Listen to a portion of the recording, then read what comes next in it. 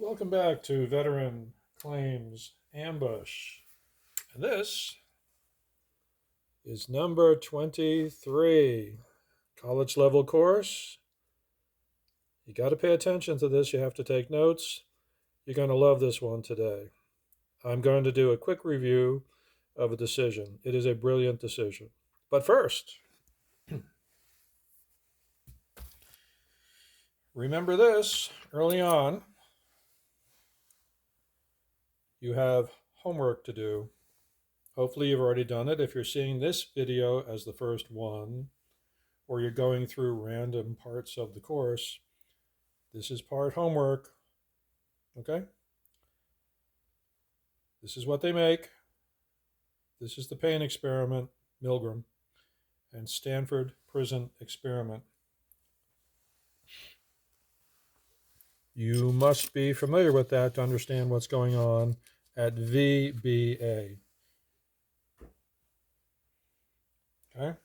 If you want to know about grand military strategy, go here. If you want to see what's going on in the VBA, welcome to this channel. Review. I've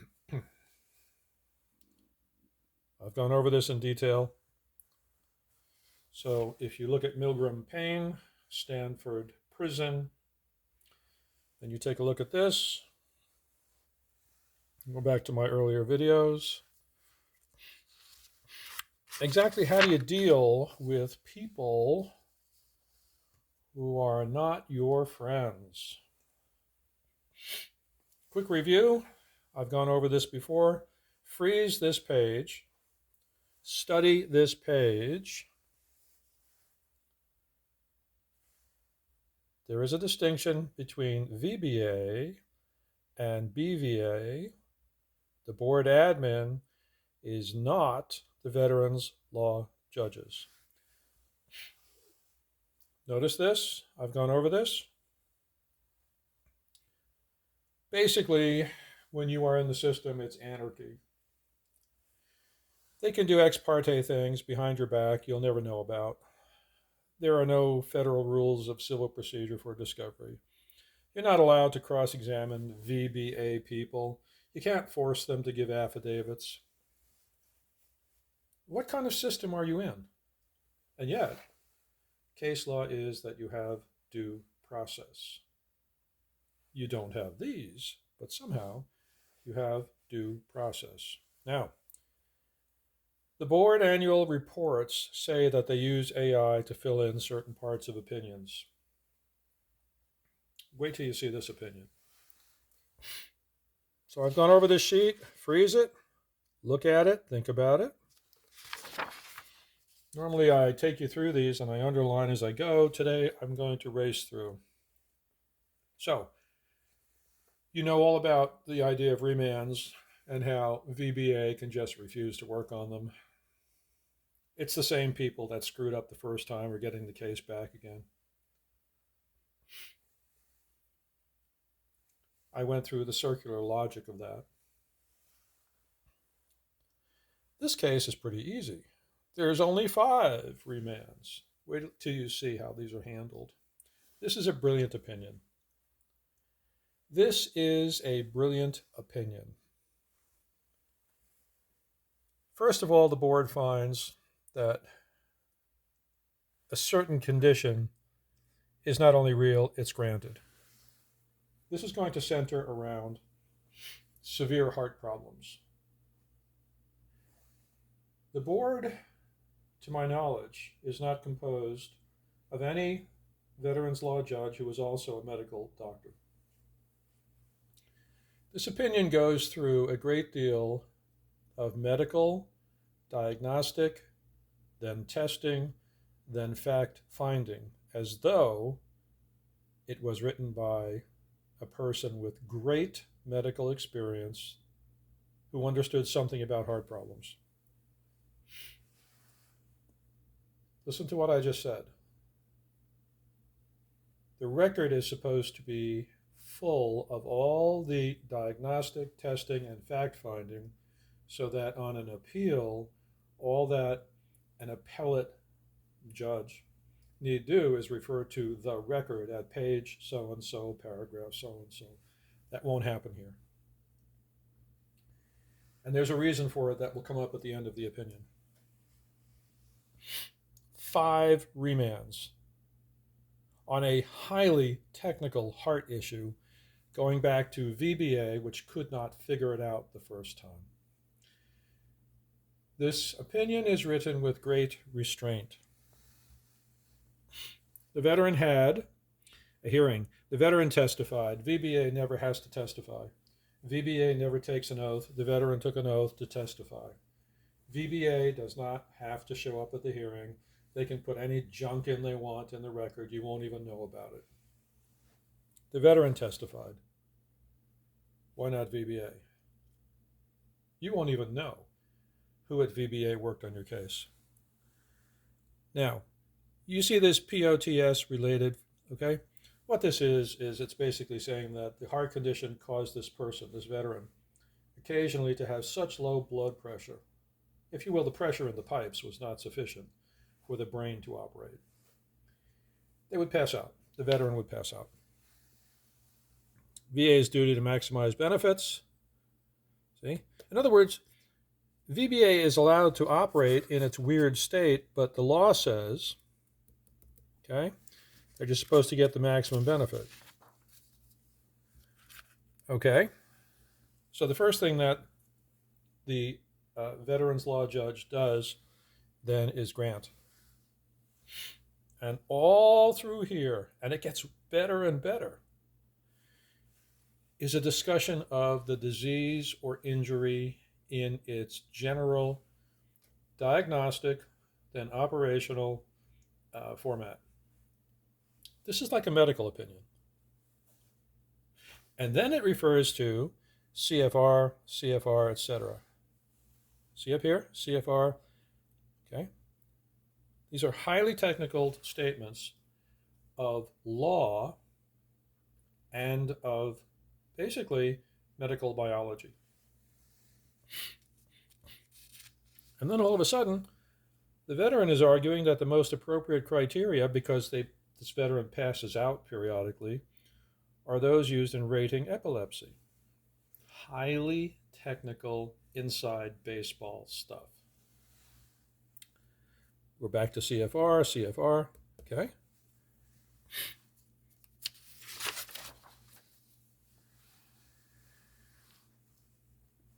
There is some overlap between the anatomical localization of POTS, the heart situation, and neurological and convulsive disorders. In this regard,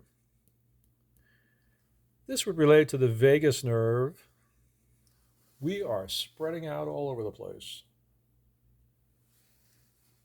medically. The vagus nerve is a cranial nerve. It goes right into your brain.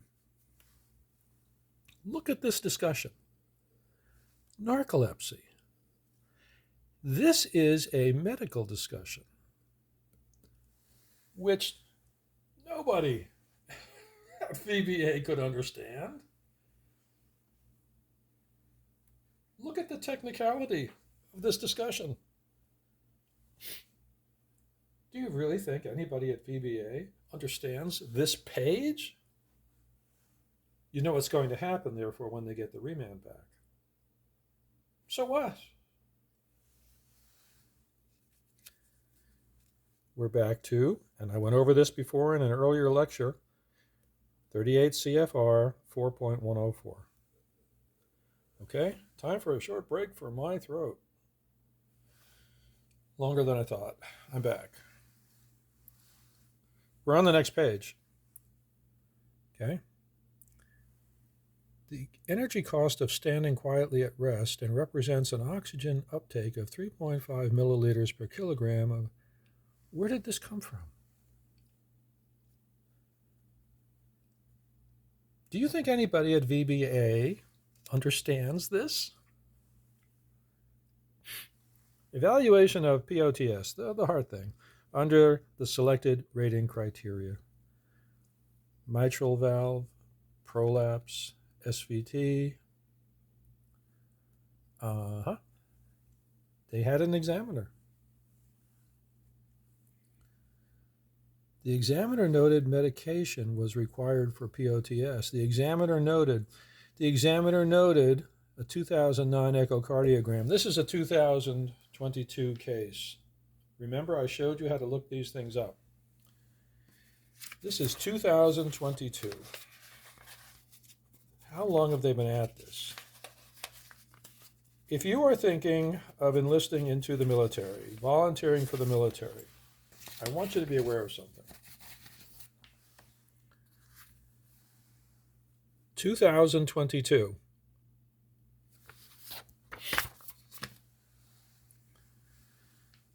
2009. Okay? The echocardiogram supporting a 60% rating was recorded in November 2009, which supports an initial 60% rating. This is corroborated by symptoms, However, this is consistent with progression within the 60% rating band during the appeal. Sometimes things get worse. And sometimes I have to cough. That's the way it is. So, because the board knows how VBA works, the present record supports the award of an initial 60% rating, and the board, this is unique, will not remand this matter solely to develop negative evidence. You know what the board is saying? This is why this is a brilliant opinion, and this is not AI. The board knows what VBA is up to, knows what they've done. It is illegal for the VBA to go opinion shopping to develop negative evidence. Everybody knows it. Short break. Everybody knows it. Go back to the page I showed you earlier today with the definition of the 3 characteristics of antagonistic people. Everybody knows what VBA would be up to. So the board is not sending this back for VBA to go shopping for negative evidence. It's either real evidence, but it's not going to be shopping for just negative evidence. Well, here we go. Because the person tends to faint, the veteran, they had a broken foot, sprained wrist, dislocated elbow.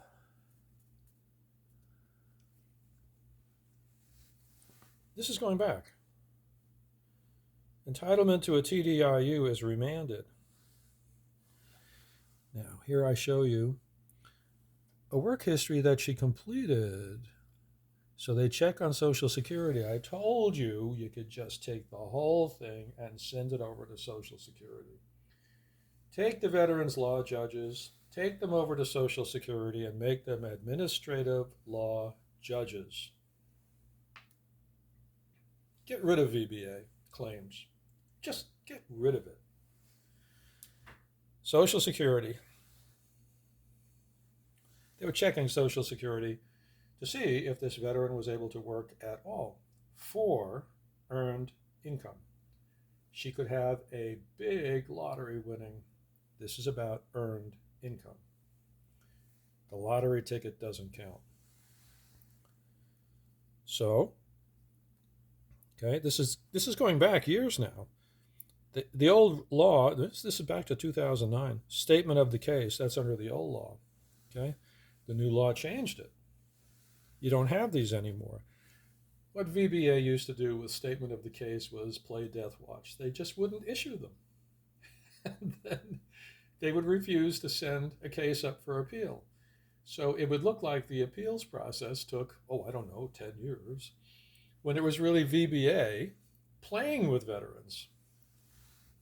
They weren't overworked. Okay. Watch this on remand. The AOJ should develop the circumstance of the veteran's post-military employment. Meaning they hadn't done that. they hadn't done that. This is for TDIU.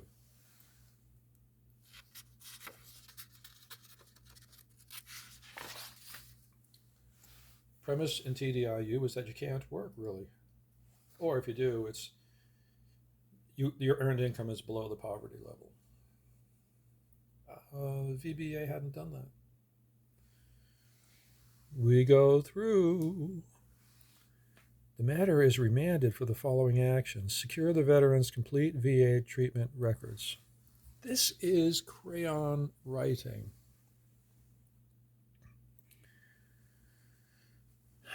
With any necessary assistance from the veteran, secure outstanding relevant private treatment records. I guess they hadn't done that. Short break. I'm back. Develop the circumstance of the veteran's post-military employment. I guess they hadn't done that. After completing directives 1 and 2,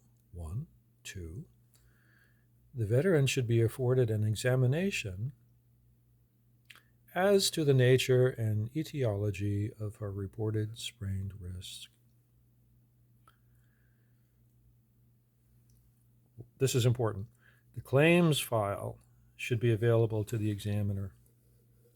The claims file, not just the medical file. Now, claims files include, inside baseball, VBMS notes. This is where VBA plays you in cue ball all around the system, but they write to each other about you. This isn't about just the medical file. The claims file should be available to the examiner. The claims file. What if the claims file is 500 pages long? What examiner is going to read it? Furthermore, what examiner, this is a medical examiner, is going to be familiar with the law, 38 U.S. Code, etc., and 38 C.F.R., the details I've showed you in other opinions and in this opinion prior pages. So you're saying to a medical examiner, to VBA, to give to the medical examiner the full claims file. But if it's a vendor, that particular examiner may be seeing 10, 15 veterans per day. So in other words, in the past, they don't have to get the claims file. But in this case, they do. See what's happening? Okay. The examiner has to do the following. The examiner has to do the following. The examiner should accept as true. Please state whether the veteran's reported history of the fall-related injury is medically consistent with examination findings. But the examiner should accept as true the veteran's lay statements as to the history of any fall-related injury. After completing directives 1 and 2, the veteran should be afforded an examination as to the nature and etiology of her reported broken foot. Oh, this gets deeper. The examiner should address the following. You see, unless this veterans law judge lays this out, none of this is going to happen. This page should not have to be written. This is telling you VBA can't be trusted, should not be trusted, and will not do ministerial, perfunctory work logically related to deciding a claim. And so here, in my opinion, the veterans law judge is laying this out, even to the extent of telling the examiner what the examiner has to do, because VBA won't do it. The examiner should address the following. 1, 2, 3. Okay?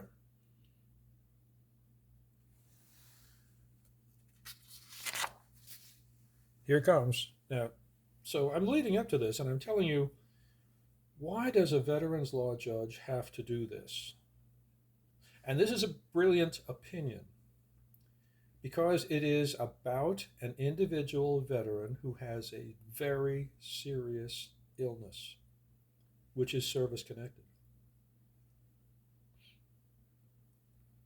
VBA will not do this. So this opinion is an epitome of excellent writing. In addressing subparts B and C of this question, the examiner should accept as true the veteran's lay statements as to the history of any fall-related injury. I repeat my earlier comment. D. Take a look at the fall-related injury and tell us why it is medically consistent with examination of findings. A complete rationale must be provided for all opinions expressed. A complete rationale must be provided.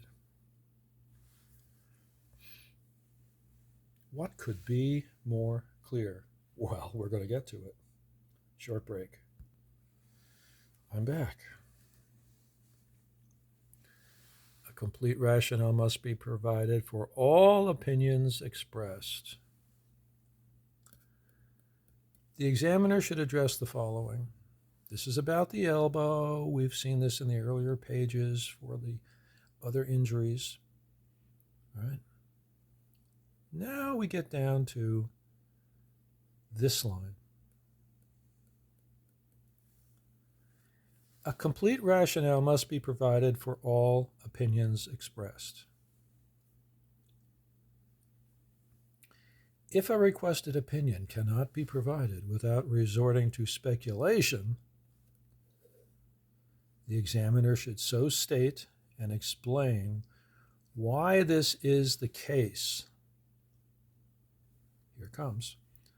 For example, the limits of medical knowledge, the limits of the examiner's own knowledge, additional information required, etc.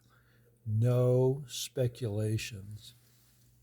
And it has to be a complete rationale for all opinions expressed. If speculation is required, the examiner has to state they are speculating and explain why. And then the examiner has to lay out the limits of medical knowledge of the examiner, the limits of the examiner's own knowledge, additional information required, etc. For instance, additional information could be a medical test. Additional information could be, where is the rest of the claims file? Where is the rest of the claims file?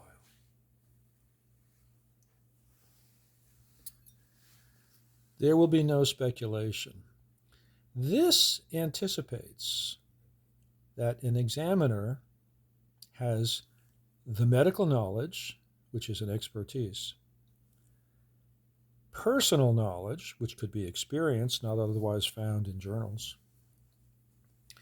and that the examiner has additional information required, such as the claims file. This is wild. This is basically saying, you're not going to go out shopping for, as I showed you earlier, you're not going out to shop for negative evidence, which is an old VBA stunt to just write off the whole thing. It's not going to happen. The claims file is going to go forward to the examiner, And this anticipates that if there's any speculation, we're going to lay out the competence of the medical examiner, which gets us back to the idea that we have how many conditions? We have a serious heart condition. The veteran is passing out. The veteran falls and sustains injuries. 60% rating is granted outright by the board. Where is VBA? What have they been doing? What do you think VBA is going to do with this remand? Because it's not one, it's not two. How many remands were we looking at? But the board has taken away the big one, which is the heart problem. It has medically discussed it. What junk do you think VBA put into the opinion, the stream, if you will, their input into it, that caused an experienced, very thoughtful veterans law judge to write an opinion like this? There are two things that you can use in court as proof, generically. These are the concepts. One is the presence of something. So you can demonstrate an activity happened by multiple witnesses. You can show that a piece of lumber fell and hit somebody by showing the piece of lumber and by showing the injury. That is the presence of something. You can also show the absence of something. The absence would be where the person says, I was hit by a piece of falling lumber from this construction site, and there is no piece of lumber, and there is no injury, and there is no hospital record.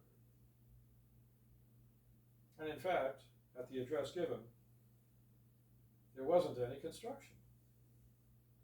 So you have the presence of something, but you can prove things by the absence of something.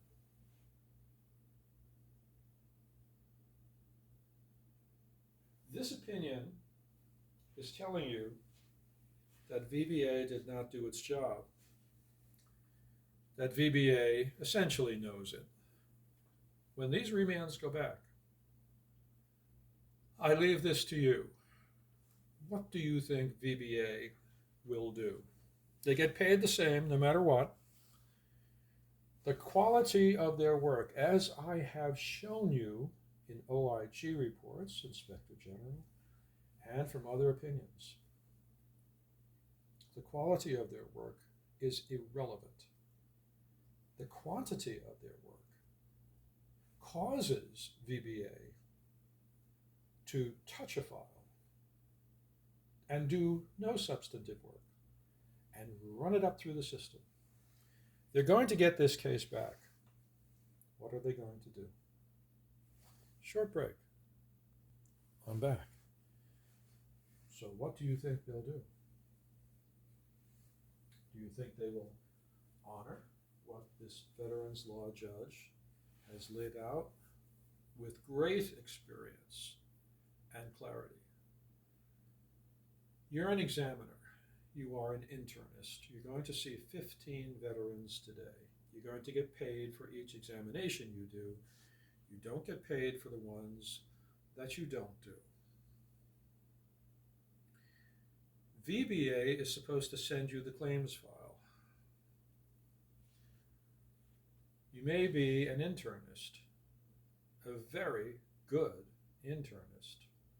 You could be board certified. What expertise do you have to read the claims file and this opinion, which refers to federal law and then the C.F.R.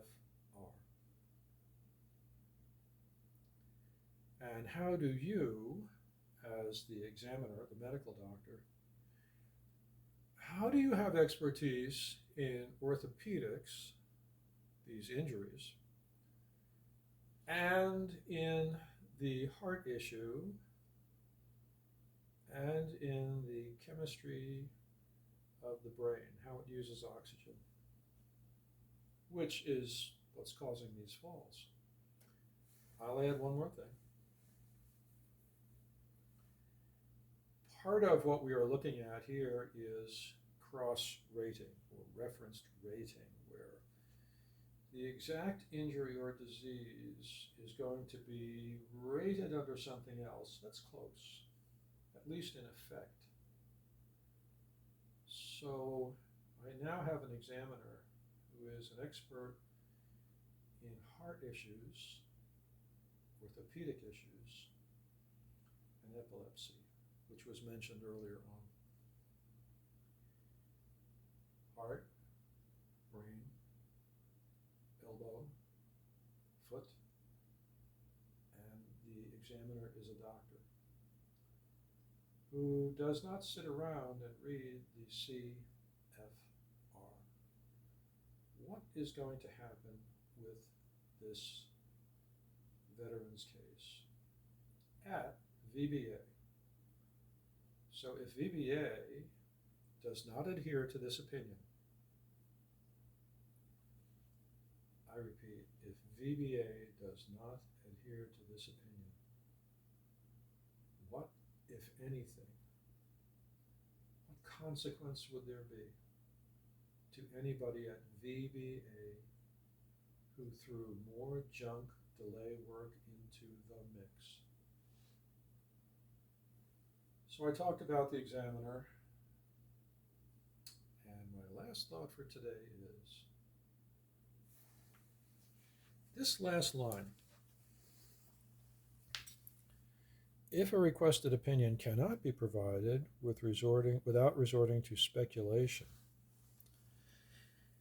So if someone is going to resort to speculation, they have to lay out, this is the examiner. Okay? Now I want to take this. This is an excellent standard. Let's apply it to VBA. Whoever decides at VBA has to lay out their limits of medical knowledge, limits of the examiner's, the VBA employee's own knowledge, and additional information required. Think about that.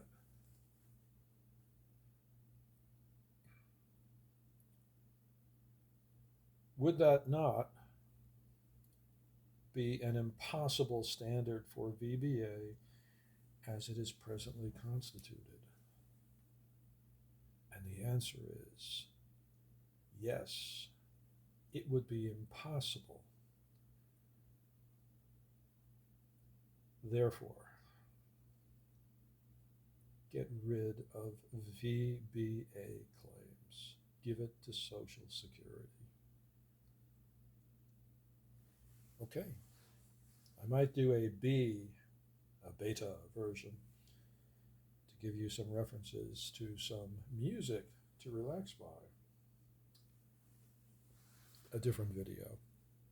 That's it for today.